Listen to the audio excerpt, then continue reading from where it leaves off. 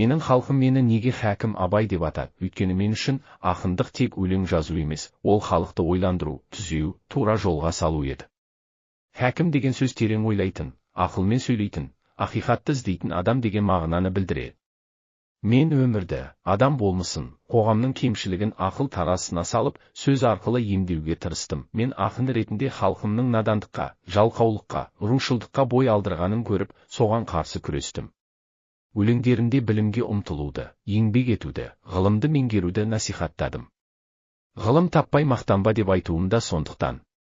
Мен үшін ең үлкен байлық ақыл мен білім болды. Ойшыл ретінде мен адамгершілікке, әділетке, ар-ұятқа ерекше мән бердім. Қара сөздерінде адам болудың шарттарын түсіндірдім. Талап, еңбек, терең ой, қанағат, рахым. Бұл бір ғана заманға емес, мәңгілікке арналған ойлар, ал қоғам қайраткері ретінде мен халқымның болашағын ойладым.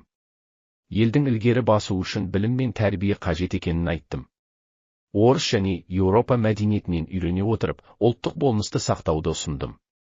Менің арманым ойлы, білімді, елін сүйетін ұрпақ еді. Сондықтан мені хәкім Абай деп атауы менің сөзім емес, ойыма, мақсатым мен халқым үшін жасаған рухани еңбегіме берілген баға деп білемін.